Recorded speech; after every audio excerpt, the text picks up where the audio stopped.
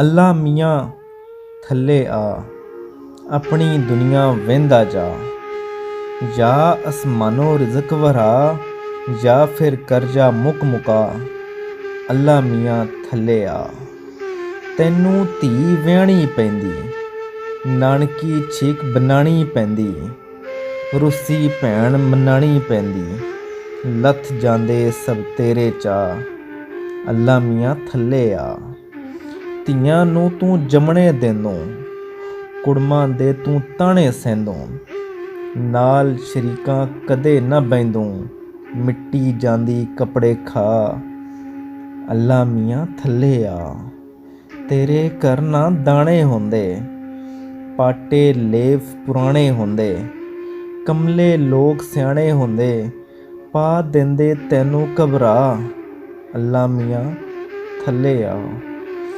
ਤੇਰਾ ਕੋਠਾ ਚੋਂਦਾ ਰਹਿੰਦਾ, ਭਿੱਜਦਾ ਰਹਿੰਦੋਂ ਉੱਠਦਾ ਬਹਿੰਦਾ, ਦਿਸਦਾ ਨਾ ਤੈਨੂੰ ਚੜ੍ਹਦਾ ਲਹਿੰਦਾ, ਉੱਗ ਪੈਂਦਾ ਹਰ ਪਾਸੇ ਘਾਹ।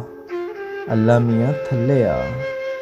ਤੇਰੀ ਮਾਂ ਤੇ ਪਿਓ ਨਾ ਹੁੰਦਾ, ਘਰ ਵਿੱਚ ਆਟਾ ਘਿਓ ਨਾ ਹੁੰਦਾ, ਜੋ ਤੂੰ ਚਾਹੁੰਦੋਂ ਸੋ ਨਾ ਹੁੰਦਾ, ਵਹਿੰਦਾ ਵਿਕਦੀ ਕਿਸ ਕਿਸ ਭਾ।